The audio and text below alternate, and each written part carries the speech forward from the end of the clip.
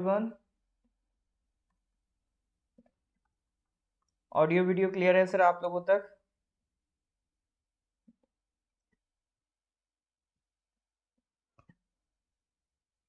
हाँ जी sir, audio video clear है।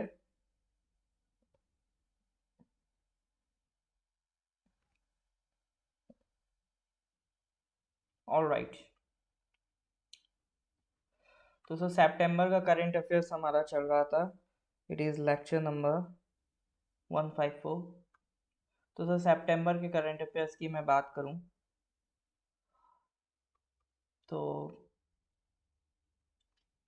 20 क्वेश्चंस लास्ट क्लासेस में हमने कर लिए थे, ठीक है। तो पहले उन क्वेश्चंस को रिवाइज करेंगे, फिर आगे बढ़ते हैं। कुछ क्वेश्चंस उठा के यूज पढ़ते हैं, देखते हैं कितना आपने याद किया है। क्वेश्चन नंबर 7 है, recently residents inside the villages of Achanakmar tiger reserve got the community forest resource rights. तो सर सीधा सवाल है, it is located in which of the following states. तो sir simple the question is, जो आपका Achanakmar tiger reserve है, ठीक है, वो किस स्टेट में लोकेटेड है? छत्तीसगढ़, झारखंड, मध्य प्रदेश या फिर बिहार? बताइए सर, अचनकमार टाइगर रिजर्व कहाँ लोकेटेड है?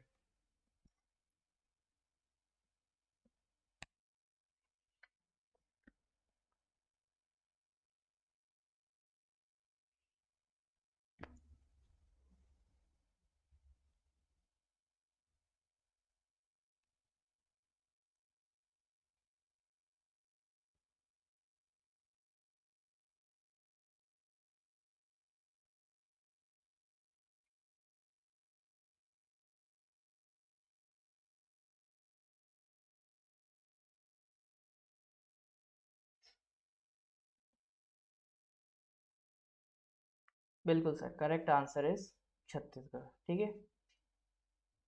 नेक्स्ट क्वेश्चन की तरफ आते हैं, इसका आंसर बताइए।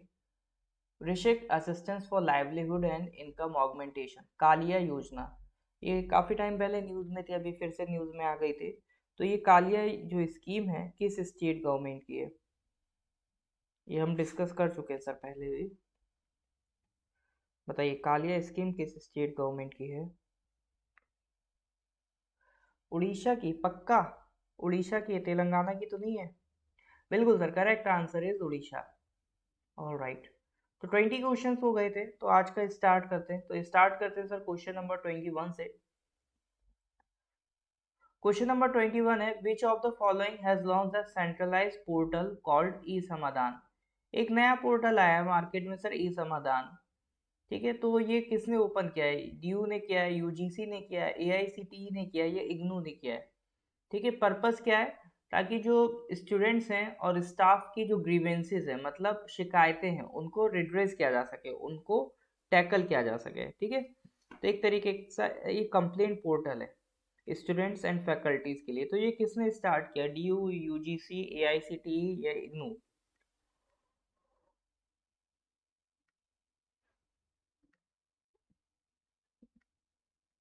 हाँ जी सर, जल्दी से बताइए क्या लग रहा है आंसर क्या होना चाहिए?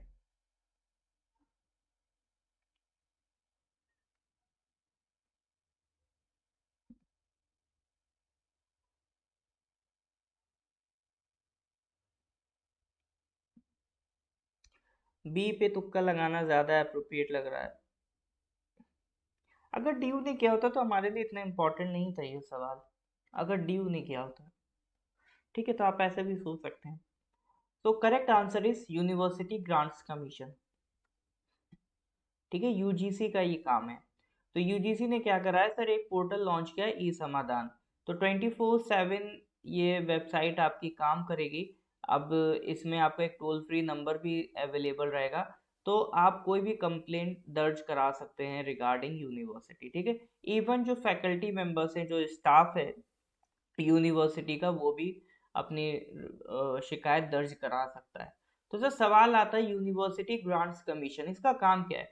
देखो इंडिया में जितनी भी यूनिवर्सिटीज़ हैं, उन्हें रेगुलेट करने के लिए हमने क्या बनाया है, यूजीसी। उनके अंदर क्या करिकुलम रहेगा, तो उनमें जो भी फंड्स का डिस्ट्रीब्यूशन होगा यूनिवर्सिटीज़ में, जैसे सेंट्रल यूनिवर्सिटीज़ को स्पॉन्सर करती है सरकार, तो वो किसके थ्रू करती है? यूजीसी के थ्रू करती है। तो यूनिवर्सिटीज को फंड कहाँ से मिल रहा है सर? यूजीसी से मिल रहा है। जैसे बैंक्स को रेगुलेट करता है आरबीआई, इसी तरह से यूनिवर्सिटीज को रेगुलेट करने के लिए बॉडी है यूनिवर्सिटी ग्रांट्स कमीशन। ठीक है। और टेक्निकल जो कॉलेजेस होते हैं उनके लिए हमने एआईसीटीई जैसी बॉडी बना रखी, all India council for technical education. तो ओवरऑल यूनिवर्सिटीज के लिए सर आपका कौन काम करता है? यूजीसी काम करता है। ठीक है। यूजीसी के सर अगर हम हिस्टोरिकल बैकग्राउंड की बात करें, ठीक है, तो importance of creating schools to teach English and European sciences was emphasised in Mount Stuart Elphinstone's minutes of 1823। तो अगर यूजीसी बना कब, उसकी अगर आपको कहानी देखना है तो आपको सर जाना पड़ेगा उसे कई साल पहले 1823 में। ठीक है। तो जहां पर जरूरत लग रही थी कि भाई स्कूल्स क्रिएट किए जाएं इंडिया में जहां पर आपको इंग्लिश और यूरोपियन साइंसेस पढ़ाई जाए। एक मिनट रुकिएगा बस।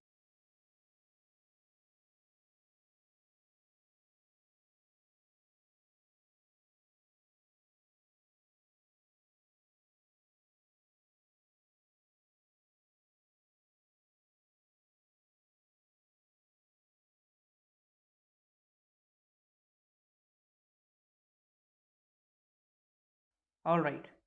तो इंडिया में सर हमें क्या है, स्कूल्स ओपन करने हैं, यूनिवर्सिटीज ओपन करनी है, यूरोपियन कल्चर्स प्रमोट करना है, तो ये सारा काम इंडिया में करना था ब्रिटिशर्स को। तो उसके लिए उन्हें एक बॉडी की ज़रूरत पड़ रही थी। ठीक है।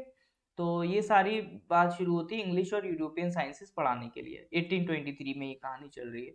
बाद में इसको किसने प्रमोट करा? लॉर्ड मैकॉले ने प्रमोट किया, जिसमें उन्होंने प्रोफिशिएंट इंग्लिश स्टूडेंट्स बनाने की बात करी 1835 में। बाद में एक पूरा सिस्टम क्रिएट किया सर चार्ल्स वुड ने। ठीक है। Sir Charles Wood dispatch of 1854 dubbed the Magna carta of English education in India. मतलब एक पूरी उन्होंने क्या बना दी, रूल बुक बना दी इंडिया में इंग्लिश एजुकेशन को कैसे प्रमोट किया जाएगा। ठीक है। तो फिर उन्होंने बात करी कि एक एजुकेशन सिस्टम होना चाहिए इंडिया में जो बेसिक स्कूल से यूनिवर्सिटी लेवल तक की पढ़ाई आपको कराता है। तो इसके लिए इंटर यूनिवर्सिटी बोर्ड स्टैब्लिश किया गया था 1925 में। ठीक है। तो एक इंटर यूनिवर्सिटी बोर्ड आपको देखने को मिलता है 1925 में। उसके बाद यूनिवर्सिटी ग्रांट्स कमेटी बनती है 1945 में, जिसका काम ये था कि आपका 3 सेंट्रल यूनिवर्सिटीज को वो देखे, एक तो अलीगढ़ वाली, एक डी बनारस वाली और एक दिल्ली वाली। 3 जो यूनिवर्सिटीज हैं उनको ओवरसी करने के लिए यूनिवर्सिटी ग्रांट्स कमेटी बनती है 1945 में। फिर इसी चीज को प्रमोट करते करते जब हमें 1947 में आजादी मिलेगी, फिर हम इसके लिए कानून बनाएंगे 1956 में। ठीक है। तो कानून बना के हम एक नई बॉडी क्रिएट कर देंगे यूनिवर्सिटी ग्रांट्स कमीशन। फिर इसको क्या मिल गया सर? एक स्टैट्यूटरी स्टेटस मिल गया। तो यूनिवर्सिटी ग्रांट्स कमीशन की अगर फॉर्मेशन की अगर आप डेट देखोगे तो डेट इज 1956। ठीक है। चलिए नेक्स्ट क्वेश्चन पे है, question number 22। Recently city of Markham has named a street after A R Rahman. बताइए सर इसका क्या नाम है स्ट्रीट का?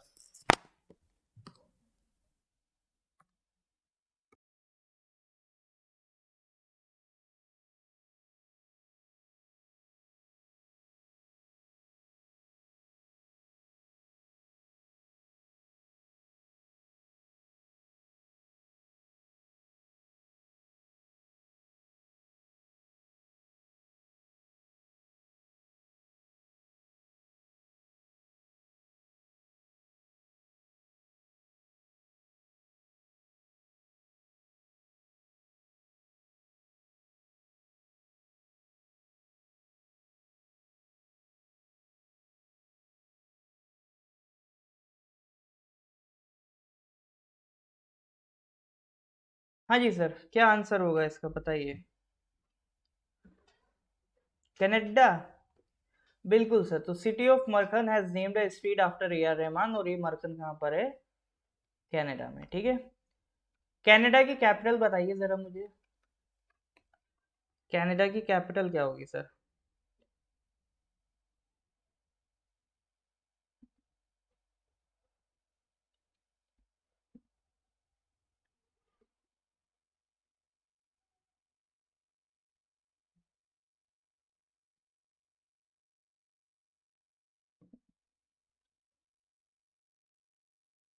टोरंटो नहीं है, इसीलिए मैंने पूछा।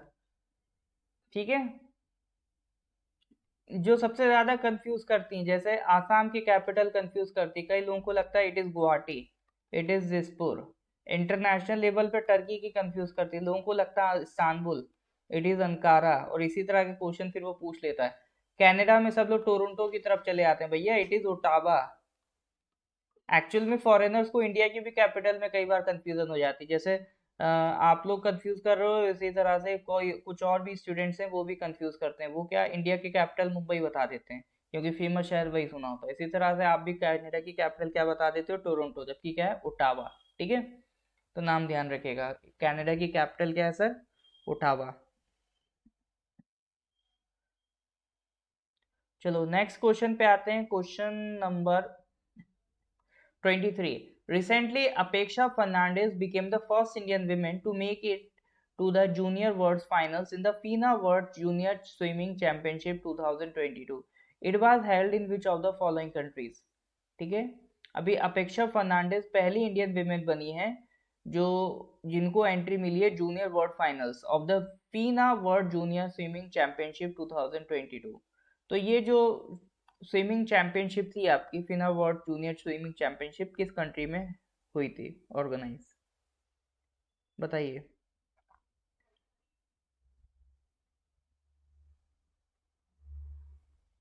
हाँ जी सर, क्या है करेक्ट आंसर, ओटावा। अच्छा, ओटावा तो हो गया सर।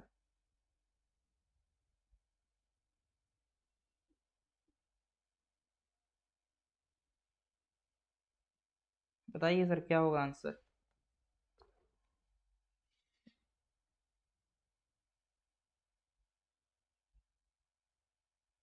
ऑस्ट्रेलिया लगा रहे हैं तुक्का। Well well well, correct answer is Peru. Peru. Peru किस कॉन्टिनेंट में है, आप बता सकते हैं। पेरू किस कॉन्टिनेंट में है ये बताइए, दूसरा पेरू की कैपिटल बताइए। ठीक है, पेरू की कैपिटल बताइए।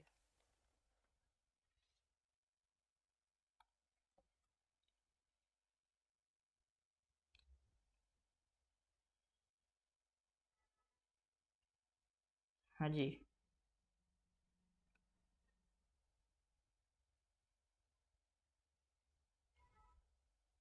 बिल्कुल।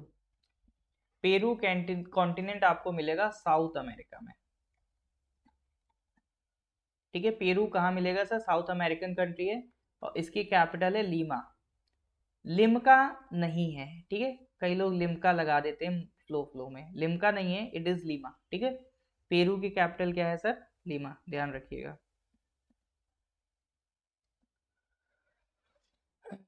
Well, moving to the next question, question number 24.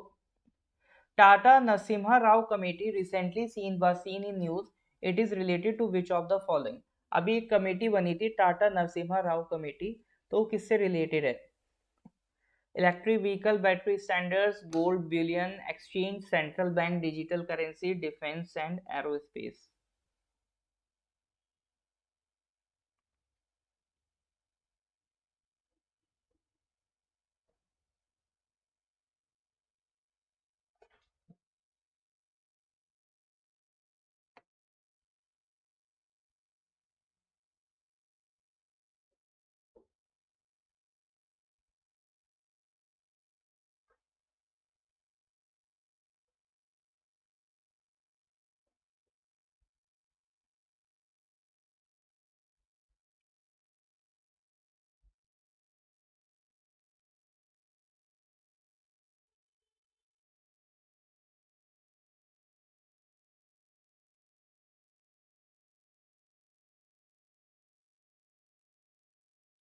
हाँ जी सर।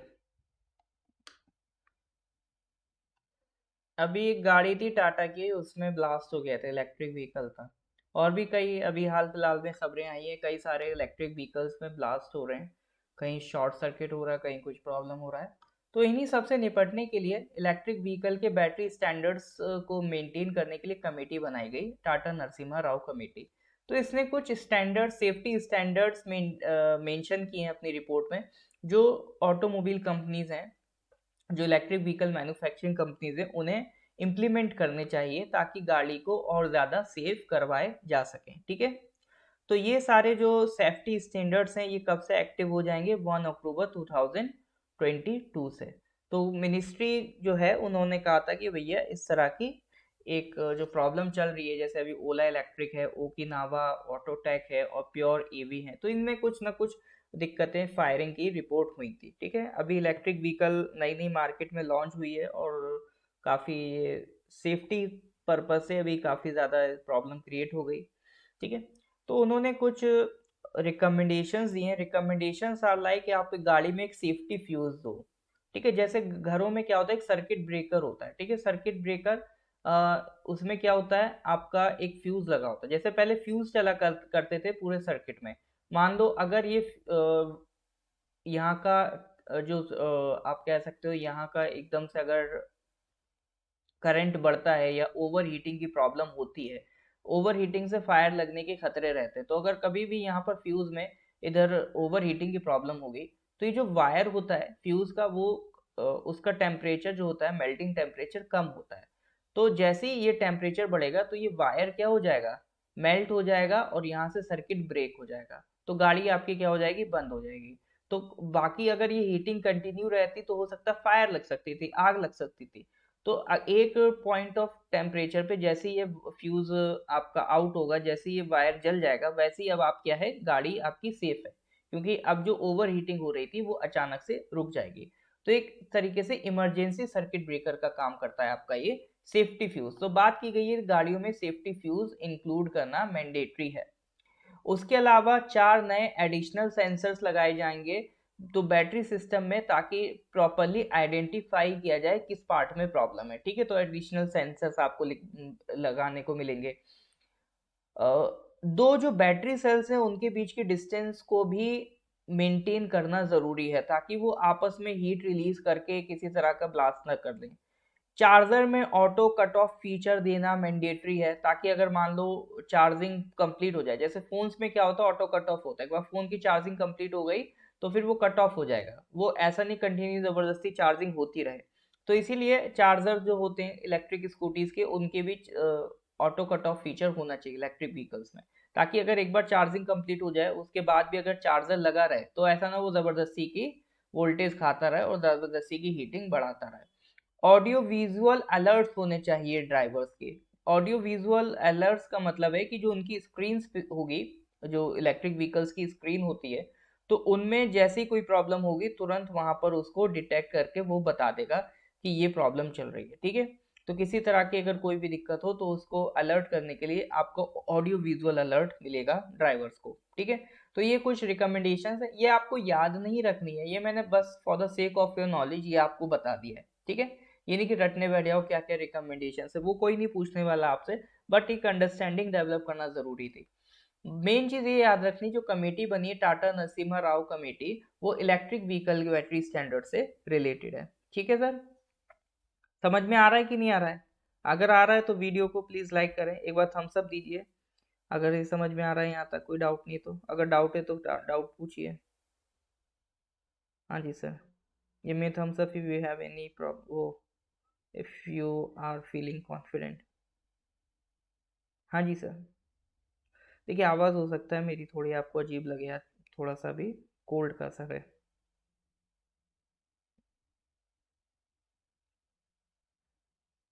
हाँ जी सर, यहाँ तक कोई दिक्कत है? वेल वेल वेल, तो चलिए मूव करते हैं next question, question number 25। Recently, which of the following companies has launched India's first liquefied natural gas LNG liquefied natural gas fueled green truck? ठीक है, अभी एक कंपनी है जिसने LNG fuelled green truck launch किया है। LNG जैसे अभी अब ट्रक्स होते थे डीजल फ्यूल्ड होते थे अभी तक। ठीक है, डीजल आया, अभी मार्केट में CNG फ्यूल्ड हमने व्हीकल्स देखे, पेट्रोल फ्यूल्ड व्हीकल्स देखे। तो अब जो मार्केट में नई तरह का फ्यूल एक आया है LNG लिक्विफाइड नेचुरल गैस। तो ऐसे भी ट्रक्स डेवलप हो गए हैं जिसमें अब एज ए फ्यूल क्या यूज होगा, LNG यूज होगा। तो किस कंपनी ने इंडिया का पहला LNG fuelled green truck launch किया है? LNG से क्या है, पॉल्यूशन और कम हो जाएगा। हाँ जी सर, बताइए। किसने लॉन्च किया है? करेक्ट आंसर बताइए क्वेश्चन नंबर 25।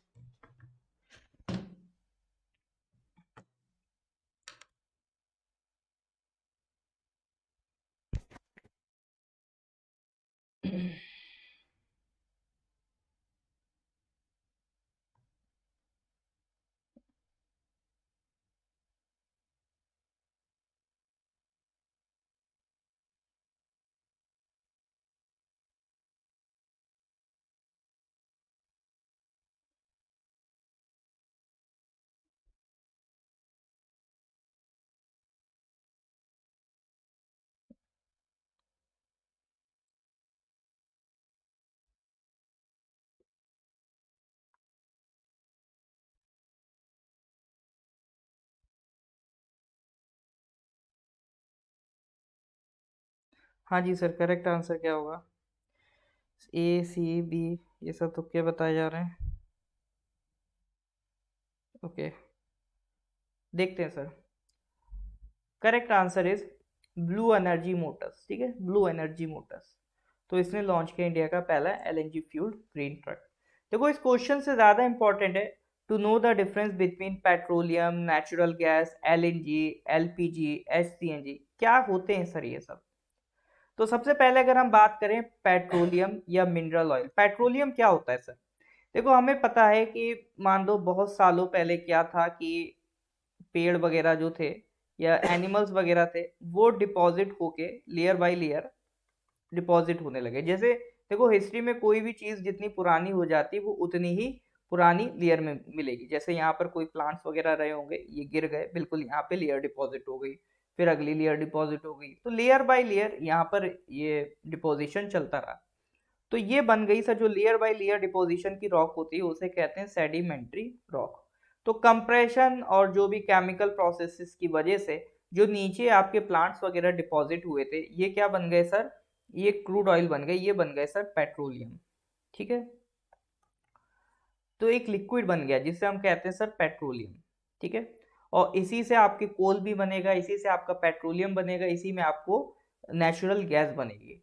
तो आपको ये कहाँ पर मिल रहे हैं? सेडिमेंट्री रॉक्स मिल रहे हैं। और पेट्रोलियम जनरली किससे मिलता है? जो मरीन ओरिजिन के एनिमल्स होते हैं, जैसे फिशेस वगैरह होती हैं। इसीलिए पेट्रोलियम आप जनरली देखोगे कहाँ पे मिलता है? कोस्टल एरियाज में मिलता है। आपने देखा होगा पेट्रोल की जो ड्रिलिंग होती है कोस्ट पे कर रहे होते हैं किसी कंट्री के। तो जो जनरली मरीन ओरिजिन के प्लांट्स होते हैं, एनिमल्स होते हैं, इनके डिपोजिशन से आपको क्या देखने को मिलता है? पेट्रोलियम देखने को मिलता है। ठीक है, found by decomposition of tiny marine creatures, plants and vegetations under mud, silt and sand. Over the years, it undergoes chemical changes to form crude oil and natural gas under the action of heat and pressure. ठीक है, तो इससे क्या बनता है? आपका petroleum.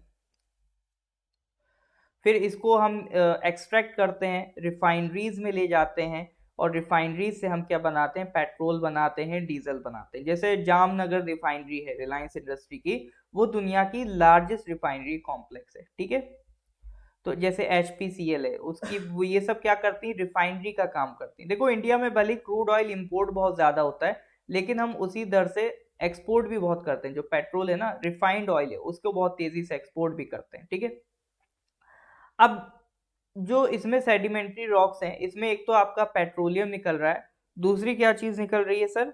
दूसरी आपका ये है, क्या कहते हैं, गैस है। ठीक है, कुछ गैस भी रिलीज होती है। तो गैस भी क्या होती है? रॉक्स में टैप हो गई होती है। तो कई बार हम यहाँ से ड्रिल होल करके यहाँ से गैस को भी बाहर निकालते हैं। ये गैस भी कैसी होती है? फ्लेमेबल होती है। तो इस गैस को हम क्या कहते हैं? जो पेट्रोलियम के साथ गैस निकलती है उसे कहते हैं सर हम नेचुरल गैस। ठीक है, तो ये क्या है? आपकी natural gas. It is colourless और odourless, made of variety of compounds, but methane is the most important. कई सारे कंपाउंड्स होते हैं, लेकिन नेचुरल गैस का जो मेन कंपोनेंट है वो है आपका मीथेन। ठीक है, जैसे आपका बॉम्बे वाला जो कोस्टल एरिया है, वहां आपको नेचुरल गैस खूब देखने को मिलती है। ये एरिया बहुत फेमस है, बॉम्बे हाई एंड बेसिन। ठीक है, लेकिन नेचुरल गैस में सबसे इंपॉर्टेंट कंपोनेंट क्या है? आपका मीथेन। ठीक है, क्या है? मीथेन। नेचुरल गैस में आपको 70 to 90% मीथेन है, देन कुछ इथेन, प्रोपेन, ब्यूटेन, ये सब आपको देखने को मिलेगा। इसी तरह से आपका सीएनजी होती है। अगर इसी नेचुरल गैस को अंडर हाई प्रेशर आप कंप्रेस कर दो तो वो क्या बन जाती है, आपकी सीएनजी बन जाती है। क्योंकि देखो नेचुरल गैस को अगर आप ट्रांसपोर्ट करते हो तो बहुत ज्यादा कॉस्ट पड़ रही है, तो हमने क्या करा, इस नेचुरल गैस को कंप्रेस करके मार्केट में बेचा। अब कंप्रेस करने से ये जगह कम घेरेगा, इसकी वॉल्यूम हमने कम कर दी, ठीक है। तो ये सस्ता है, एमिशन रिड्यूस करता है, लो स्टोरेज कॉस्ट है क्योंकि ऑलरेडी आपने इसको क्या कर दिया, कंप्रेस कर दिया, तो डीजल के कंपेयर में क्लीनर सॉल्यूशन है, ठीक है। लेकिन डिसएडवांटेज ये है कि इसका एक्सप्लोजन का रिस्क रहता है। सीएनजी ये गैस है सर, आपको भी पता है एलपीजी गैस कितनी खतरनाक होती है। कहीं से भी सर गैस अगर लीक हुई, जैसे पेट्रोल है, पेट्रोल अगर लीक हुआ तो उतने एरिया में ही रहेगा, ठीक है, लेकिन गैस रिलीज लीक हुई तो आपको भी पता है कहाँ तक जा सकती है, ठीक है। तो सीएनजी इसीलिए थोड़ा खतरनाक भी होती है। लेकिन ऑप्टेन कैसे की जाती है, इसी नेचुरल गैस को अगर आप कंप्रेस कर दो तो क्या मिल जाएगा आपको, कंप्रेस्ड नेचुरल गैस, ठीक है। और इसी नेचुरल गैस को बनाने में जो आपका बाई प्रोडक्ट बनता है, ठीक है, वो कहलाता है आपका लिक्विफाइड पेट्रोलियम गैस। जब आप पेट्रोल क्रिएट करते हो ना पेट्रोलियम से, तो उसमें जो एक गैस निकलती है एज ए बाई प्रोडक्ट, वो होती है आपकी एलपीजी, ठीक है।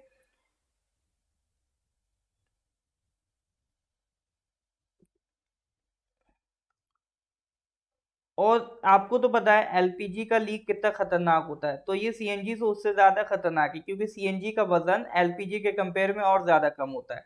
तो सी एलपीजी तो सर फिर भी थोड़ा जमीन पे बैठ जाएगी, लेकिन सीएनजी को देखोगे तो लाइट वेट होने की वजह से बहुत तेजी से फैलती है, इसलिए इसका एक्सप्लोजन का रिस्क बहुत ज्यादा रहता है। अब इसी सीएनजी में अगर आप हाइड्रोजन मिक्स कर दोगे तो वो बन जाएगी एच सीएनजी, ठीक है।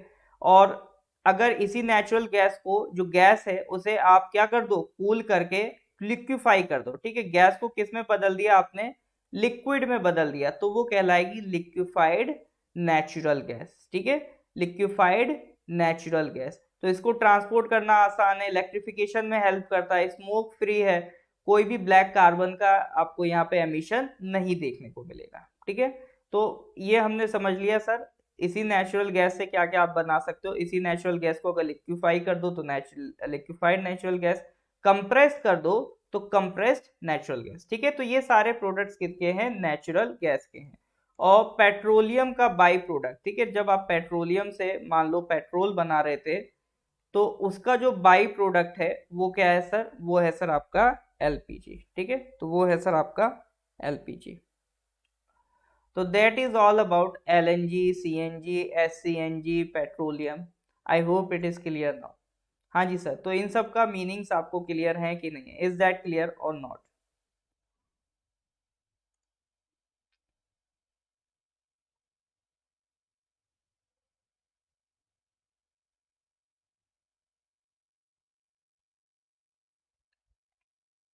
क्लियर है तो please give me thumbs up.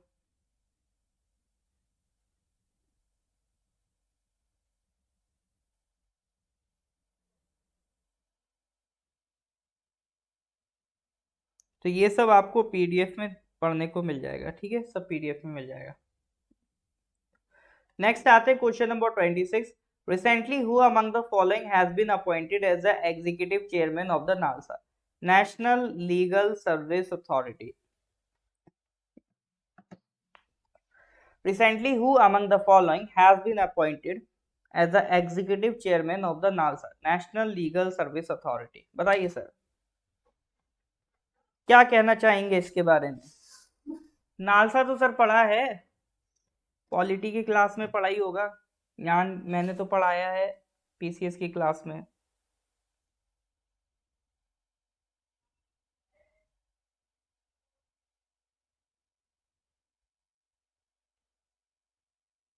हाँ जी सर, जल्दी से करेक्ट आंसर बताइए।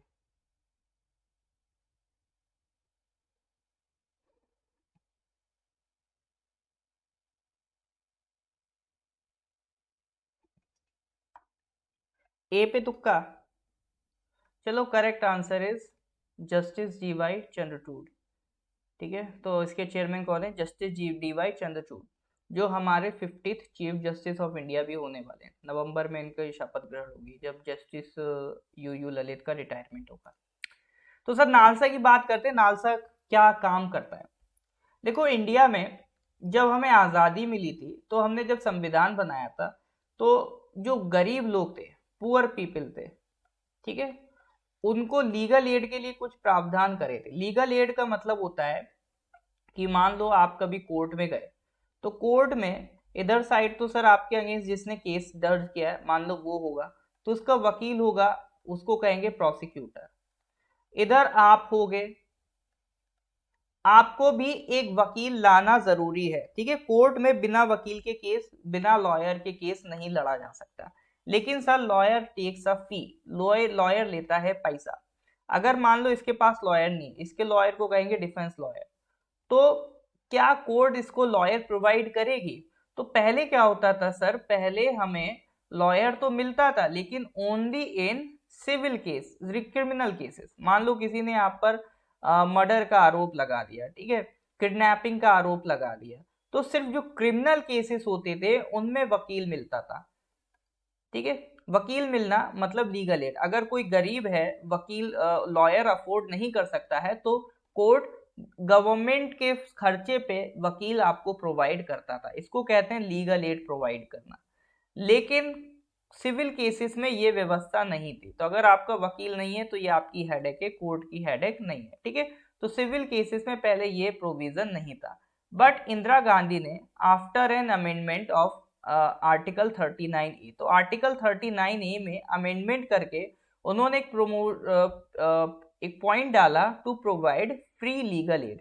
ये पूछता भी है फ्री लीगल एड का जो आर्टिकल कौन सा है, तो फ्री लीगल एड आपको मिलती है सर आर्टिकल 39A से। तो आर्टिकल 39A में इंदिरा गांधी जी ने बोला कि भैया फ्री लीगल एड तो हर हाल में मिलना चाहिए, सिविल केसेस हो या क्रिमिनल केसेस हो। तो पहले जो काम सिर्फ क्रिमिनल केसेस में होता था, तो उसके लिए पहले तो इंदिरा गांधी जी ने डीपीएसपी में अमेंडमेंट किया। फिर उसके बाद सर सिर्फ डीपीएसपी में लिखने से तो कुछ नहीं होता है, आपको इसके लिए प्रॉपर लॉ भी बनाना पड़ेगा। तो उन्होंने प्रॉपर एक लॉ बना के एक बॉडी बनाई, नेशनल लीगल सर्विसेज अथॉरिटी। 1995 में बॉडी क्रिएट होती है, इसके लिए लॉ पास हुआ था लीगल सर्विसेज अथॉरिटीज एक्ट 1987 में। तो इस बॉडी को बनाने का पर्पस ये था कि जो भी गरीब लोग हैं उन्हें आप क्या प्रोवाइड करो, फ्री लीगल एड। जो काम पहले सिर्फ क्रिमिनल केसेस में होता था, अब वो सिविल केसेस में भी प्रोवाइड करना चाहिए। तो कोई भी केस हो, doesn't matter, free legal add सबका अधिकार है। अगर किसी के पास पैसा नहीं है तो कोर्ट की जिम्मेदारी है उसे वकील प्रोवाइड करे, ठीक है। और कोर्ट, और ये जिम्मेदारी किसको दे रखी है, नेशनल लीगल सर्विसेज अथॉरिटी। तो इंडिया में फ्री लीगल एड प्रोवाइड करना, लीगल अवेयरनेस बढ़ाना, ये सारा काम कौन करता है सर, नालसा करता है, ठीक है। कौन करता है, नालसा करता है। तो नालसा का कॉन्स्टिट्यूशनल बैकग्राउंड क्या है सर, ये आर्टिकल 39A जो बात करता है फ्री लीगल एड प्रोवाइड करने की, इसके थ्रू आया है। प्लस हमारा आर्टिकल 14 और 22 सब क्लॉज 1 ये भी बोलता है कि स्टेट की जिम्मेदारी है कि इक्वालिटी बिफोर लॉ मेंटेन करे और एक ऐसा लीगल सिस्टम प्रमोट करे जो कि जस्टिस प्रमोट करता हो on a basis of equal opportunity to all, यानी सबको बराबर की अपॉर्चुनिटी हमारे देश में मिलनी चाहिए, ठीक है। तो हमारा देश बिलीव करता है on giving equal opportunity to all. तो ये चीज तो सर सेटिस्फाई नहीं हो रही थी पहले, क्योंकि सिविल केसेस में हम फ्री लीगल एड नहीं दे रहे थे। But now we are providing free legal aid under NALSA, ठीक है। तो नालसा ने सर आपके कौन से आर्टिकल्स को जस्टिफाई किया है, आर्टिकल 14, आर्टिकल 22 सब क्लॉज 1 और article 39A। Is that clear और नॉट? हाँ जी सर, इसमें कोई डाउट है? अगर क्लियर है तो give me a thumbs up. Is that clear और नॉट, बताइए सर। तो ये डील करता है सर नालसा से। तो नालसा में सबसे इंपॉर्टेंट बात दो तीन चीजें हैं। पहली तो इसकी full form national Legal Service authority, दूसरी किस ईयर में फाउंड हुआ, 1995, किस कानून से बना, legal services authorities act of 1987, ठीक है। तो ये तीन बातें नालसा के बारे में यू हैव टू रिमेंबर, ठीक है sir. Alright sir, next question आ जाओ, क्वेश्चन नंबर 27। अभी नेशनल गेम्स स्टार्ट हो रहे हैं देश में, तो अभी 36 नेशनल गेम्स जो होने वाले हैं उसके मैस्कॉट का नाम क्या है? मैस्कॉट मतलब एक होता है ना, जिस कोई भी गेम हो रहा है तो उससे एक जानवर को रिलेट कर देते हैं। Which was recently unveiled by union minister Shri Amit Shah. तो अभी सीधा सा ये बताओ, 36 नेशनल गेम्स हैं, उसके मैस्कॉट का नाम क्या है, बताइए सर।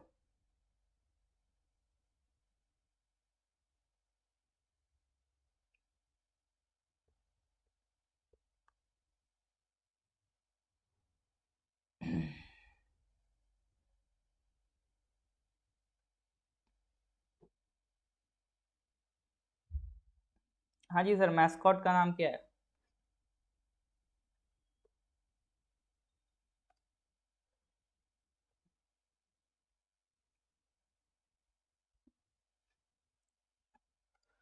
बिल्कुल करेक्ट आंसर इज सवाज। ठीक है, करेक्ट आंसर क्या है, सवाज है।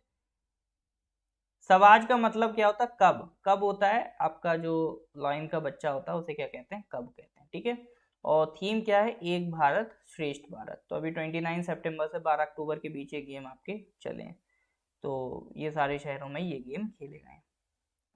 Next question number 28, recently the inflatable aerodynamics decelerator, ये क्या बवाल है sir, IAD inflatable aerodynamic decelerator was successfully tested by which of the following organizations। तो ये टेक्निक किसने टेस्ट करी है, डीआरडीओ, एचएएल, सीएसआईआर या इसरो। देखो इन्फ्लैटेबल का मतलब होता है जैसे बैलून है, ठीक है, बैलून को आप फुला सकते हो, उसमें हवा भर सकते हो, तो बैलून क्या है सर, इन्फ्लैटेबल। फ्लैट का मतलब होता है पंक्चर हो जाना, ठीक है, फ्लैट का मतलब क्या होता है, पंक्चर हो जाना, और इनफ्लैट का मतलब होता है हवा भरना। जैसे आपकी गाड़ी का टायर है, जैसे हम लोग तो पंक्चर वर्ड यूज करते हैं, बट मॉडर्न इंग्लिश में क्या वर्ड यूज करते हैं, माई टायर गॉट फ्लैट। तो सर जीके के अलावा इंग्लिश भी सीख रहे हो आप, ठीक है, तो सोचो कितना कुछ सीखने को मिलता है। तो फ्लैट वर्ड का यूज करते हैं जब कुछ पंक्चर वगैरह हो जाता है, माई टायर गॉट फ्लैट, ठीक है। तो इसी तरह से जब गाड़ी के टायर में हवा भरवाते हो तो टायर को इन्फ्लेट करते हो, तो इन्फ्लेट का मतलब होता है जब किसी चीज में आप हवा भरवा रहे हो, ठीक है, तो वो क्या कहलाता है, इन्फ्लेट। तो अब आप रिलेट कर पाओगे अभी। तो इन्फ्लेटेबल एरोडायनेमिक, एरोडायनेमिक मतलब जो हवा में उड़ पा रहा हो, मतलब ऐसा गुब्बारा जो इन्फ्लेट करके आप हवा में उड़ा पा रहे हो। डी एक्सेलरेटर जो किसी की स्पीड कम कर रहा हो। ये सब सर हमें क्यों बता रहे हो, ये भी समझने में मदद देगा। भी जो टेक्नोलॉजी है बहुत आसान सी टेक्नोलॉजी है, बस मीनिंग इसको थोड़ा सा वो घुमा फिरा के टफ कर दिया, अभी सब समझा दूंगा, ठीक है। तो inflatable air aerodynamic decelerator ये टेक्नोलॉजी किसने टेस्ट की है sir? Well correct answer is Indian Space Research Organisation. देखो इसरो के साथ अभी एक बड़ी प्रॉब्लम आई थी, जैसे आपने सुना होगा चंद्रयान 2, अभी हमने मिशन लॉन्च किया था चंद्रयान 2, याद है।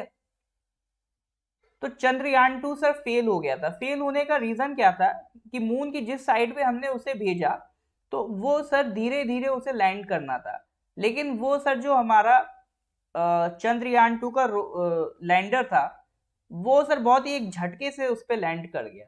उसकी वजह से क्या था सर, बहुत तेजी से एक कनेक्शन बीच में टूट गया, एक झटके से उस पर जाके गिर गया, तो उससे उसको थोड़ा सा नुकसान शायद पहुंचा है, ठीक है। कोई भी चीज है, जैसे मान लो आप चांद पे, जैसे मान लो फॉर एग्जाम्पल चंद्रयान 2 का ही एग्जाम्पल ना लो, एक जनरल एग्जाम्पल लो कि कल आप चाहते हो कि मार्स पे क्या भेजो सर, एक मिशन भेजो, ठीक है, एक गाड़ी भेजो, वो क्या करे, मार्स से मिट्टी लेके आए। ऐसा सर हम करते रहते हैं, ठीक है। अब लेकिन वो गाड़ी सर क्या हुआ, अचानक से मान लो अगर धम्म से जाके मार्स पे जाके गिर जाए, ठीक है, या मान लो कोई एलियन है अपनी गाड़ी अगर इंडिया में भेजे, वो धम्म से आके अगर गिर जाए, तो सर गाड़ी को तो नुकसान हो जाएगा ना। तो सर इसको रोकने के लिए कोई टेक्निक होनी चाहिए। तो इसी के लिए मतलब जो धम्म से आके ना गिरे, स्लोली स्लोली आके गिरे, तो उसके लिए सर जो आपको सैटेलाइट है उसे हमें क्या कराना पड़ेगा सर, डी एक्सिलरेट कराना पड़ेगा, ठीक है। तो उसके लिए सर हमें क्या चाहिए, डी एक्सिलरेटर चाहिए। तो ये वही डी एक्सिलरेटर है। तो ये कैसे काम करेगा, ये सैटेलाइट जब भी नीचे लैंड करानी होगी, तो इस तरह से आप देख सकते हो ये भाई साहब ओपन हो जाएंगे। तो ये क्या है सर, इन्फ्लेटेबल, ठीक है, एरोडायनेमिक डी एक्सिलरेटर। ये क्या है sir, inflatable aerodynamic D accelerator. जैसे सैटेलाइट को नीचे लैंड कराना होगा, ये भाई साहब ओपन हो जाएंगे, तो आप देख सकते हो सेफ लैंडिंग होगी आपकी सैटेलाइट या जो भी आपका ऑब्जेक्ट है उसकी सेफ लैंडिंग आप करवा पाओगे। ठीक है, तो नासा जैसी एजेंसीज ऑलरेडी इसको टेस्ट कर चुकी हैं, अब फाइनली इसरो ने भी टेस्ट कर लिया है, तो नियर फ्यूचर मिशंस के लिए ये हमारा रेडी है। ठीक है सर, तो ये इसका पर्पज है कि एक बार मतलब ऐसा नहीं कि दूसरे आप एटमॉस्फेयर में से भेजो वो धम्म से जाके ना गिर जाए, स्लोली स्लोली सर आपका लैंड करे। ठीक है, तो ये इसका पर्पज है, इनफ्लाइटेबल एरोडायनेमिक डीएक्सेलरेटर। तो ये सर मतलब समझ में आया कि नहीं आया, इज दैट क्लियर और नॉट? देखो अगर अच्छा लगे, समझ में आ रहा हो तो एक बार लाइक जरूर कर देना ताकि मुझे पता चल जाए कि हाँ समझ में आ रहा है। हाँ जी सर जल्दी बताइए। ISRO is doing fantastic job.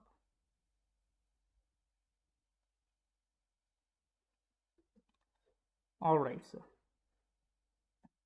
तो ये था सर आपका इनफ्लाइटेबल एरोडायनेमिक डीएक्सेलरेटर। नाम से तो लग रहा था पता नहीं क्या बवाल होगा, लेकिन मतलब है वही। ठीक है,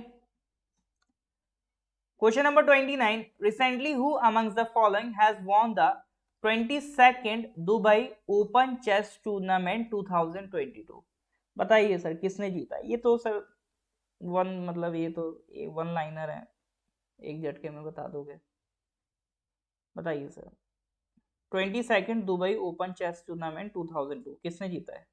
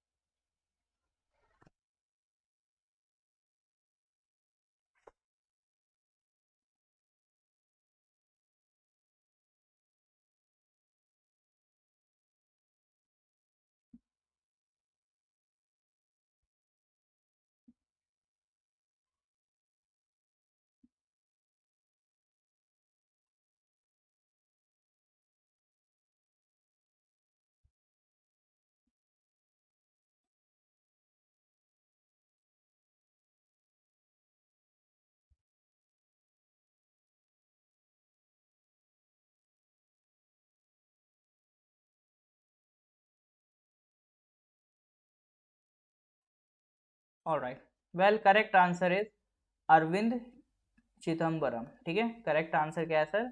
Arvind Chidambaram. Question number 29। Question number 30, अभी जो हमारी यूनियन मिनिस्टर हैं पीयूष गोयल, वो अटेंड करेंगे इंडो पैसिफिक इकोनॉमिक फ्रेमवर्क। ठीक है, तो ये किस कंट्री में होने वाला है? Indo Pacific economic framework. तो एक नया कंसेप्ट लॉन्च किया है, Indo Pacific economic framework. Main country जो इसमें इन्वॉल्व है वो है यूएसए। तो ये किस कंट्री में होने वाला है? IPEF, Indo Pacific economic framework.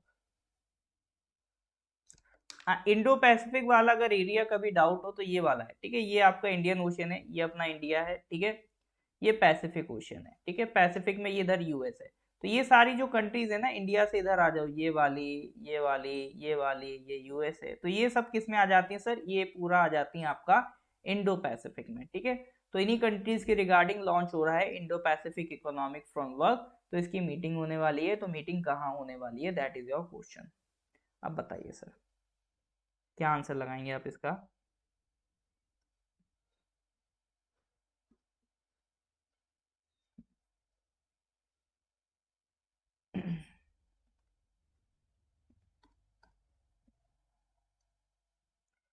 All right sir, तो इसकी मीटिंग होने वाली है यूएसए में।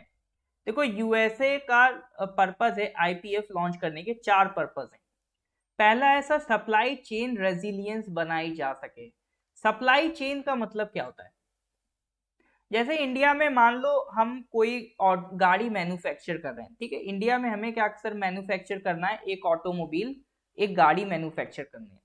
तो सर उस गाड़ी को बनाने के लिए हो सकता है हमें टायर यहाँ से लाने पड़े।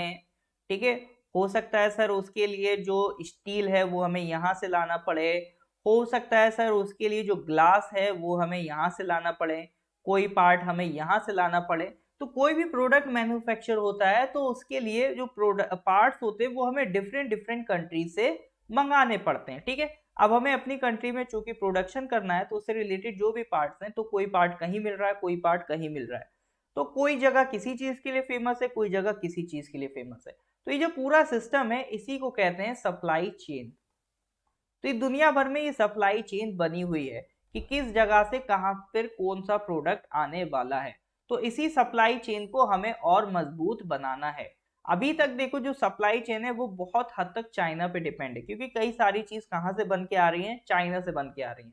तो आईपीएफ का पर्पज ये है कि जो इंडिया है और बाकी जो इंडो पैसिफिक कंट्रीज हैं वो आपस में ही सप्लाई चेन क्रिएट करें, यानी एक दूसरे को प्रोडक्ट शेयर करें ताकि इनके आपस की जरूरतें पूरी हो सकें और हम इस सप्लाई चेन से किसको बाहर कर पाए, चाइना को बाहर कर पाए। ठीक है, ये यूएसए का पर्पस है। तो इसी पर्पस से हमने क्या क्रिएट किया है, इंडो पैसिफिक इकोनॉमिक फ्रेमवर्क। तो इसका जो मेन पर्पस है सप्लाई चेन रेजिलियंस बनाया जाए, ताकि किसी एक कंट्री के डूबने से या एक कंट्री के कहने से, एक कंट्री के रोकने से सप्लाई चेन डिस्टर्ब ना हो। जैसे अभी पैंडेमिक में काफी सप्लाई चेन का डिस्टर्बेंस हमें देखने को मिला था। तो दुनिया में कुछ भी बवाल हो जाए, कोई एक कंट्री अगर मान लो हमसे रूठ भी जाए, तो उस वजह से बाकी लोगों का डिस्टरबेंस नहीं होना चाहिए सप्लाई चेन में। तो वो मजबूती हमें क्रिएट करनी है। दूसरा, इन कंट्रीज को आपस में क्लीन एनर्जी के लिए बात करनी है। तो क्लीन एनर्जी, कार्बन एमिशन कम करने, उसके रिगार्डिंग जो भी इंफ्रास्ट्रक्चर है उसे डेवलप करना है। तीसरा इसका पिलर है कि टैक्सेशन, एंटी करप्शन से लड़ना है। चौथा है कि एक मजबूत और फेयर ट्रेड को बनाया जाए। तो इन 4 पॉइंट्स के साथ ये आईपीईएफ लॉन्च किया गया। देखो लेकिन ये आईपीएफ बहुत ज्यादा अलग है कंपेयर टू अदर एग्रीमेंट्स, क्योंकि बाकी एग्रीमेंट्स में क्या होता है कि अगर आप वो एग्रीमेंट मान रहे हो तो सारी बातें उस एग्रीमेंट की माननी पड़ेंगी। लेकिन ये बहुत फ्लेक्सिबल एग्रीमेंट है कि आप चाहो तो इनमें से 1 पॉइंट मानो, 2 पॉइंट मानो, 3 या 4, आपके ऊपर है। आप इनमें से जो जो पिलर के रिगार्डिंग एग्रीमेंट करना चाहो कर सकते हो। जैसे कि इंडिया, ठीक है, अभी करेंटली इसमें इंडिया और 13 कंट्रीज मेंबर्स हैं। कौन कौन सी? Australia, Brunei, Fiji, India, Indonesia, Japan, South Korea, Malaysia, New Zealand, Philippines, Singapore, Thailand, US और वियतनाम। ये कंट्री सर इसकी मेंबर है। लेकिन इंडिया ने सर इसको पूरी तरह से साइन नहीं करा है। हमने क्या साइन किया है सर? सप्लाई चेन रेजिलियंस के लिए साइन किया है, क्लीन एनर्जी के लिए साइन किया, टैक्सेशन और एंटी करप्शन के लिए साइन किया है। ठीक है, फेयर एंड रेजिलियंट ट्रेड के लिए हमने ये एग्रीमेंट साइन नहीं किया है। देखो ट्रेड वाले पार्ट से हम हमें अभी भी डरते हैं, क्योंकि ट्रेड के रिगार्डिंग हमें बहुत डाउट रहता है कि पता नहीं कहीं ये पार्ट उल्टा हम पे इम्पैक्ट ना कर जाए। ठीक है, तो इसीलिए इंडिया ने रीजनल कॉम्प्रिहेंसिव इकोनॉमिक जो पार्टनरशिप थी आरसीईपी, उसको भी रिजेक्ट कर दिया। उसके भी मेंबरशिप इसी वजह से इंडिया ने नहीं ली। In the same manner IPEF में भी ट्रेड वाला कॉलम हमने ब्लैंक कर दिया। बाकी सारे एग्रीमेंट्स हमने बाकी 3 पिलर्स को एक्सेप्ट कर लिया। ठीक है, तो that is your IPEF. Main purpose देखो इसका यही है। एनर्जी तो साइड में ले लिया, बट मेन पर्पस सर इसका क्या है? सप्लाई चेन रेजिलियंस डेवलप करना है इंडो पैसिफिक कंट्रीज के लिए। ठीक है सर, इज दैट क्लियर और नॉट? देखो यूएसए अपना जो फ्यूचर है ना वो इंडो पैसिफिक में ज्यादा देखता है, इसीलिए इंडो पैसिफिक पे बहुत कंसर्न रहता है यूएसए। और इंडो पैसिफिक में अगर यूएसए को अपनी पहुंच बनाए रखनी है तो इट इज वेरी इंपॉर्टेंट कि उन्हें इंडिया जैसे कंट्री का साथ लेके चलना पड़ेगा, क्योंकि इंडो पैसिफिक रीजन में इंडिया की धाक है। ठीक है, अपना जलवा है यहाँ, अपना इधर जलवा है। ठीक है, तो इसलिए इंडिया से हमारी अभी ज्यादा बनती है आईपीएफ के रिगार्डिंग। हाँ जी सर, क्लियर है कि नहीं? यहाँ तक कोई डाउट हो तो बताइए। ठीक है सर, तो ये था सर आपका IPEF. I hope it is clear. ठीक है, ऑलराइट सर। तो सर आज यहीं तक रखते हैं, बाकी के क्वेश्चंस नेक्स्ट क्लास में करेंगे। ठीक है, रिवीजन करिए, आगे पढ़ते रहिए। मिलते हैं फिर सर नेक्स्ट क्लास में। Till then good bye, have a nice day.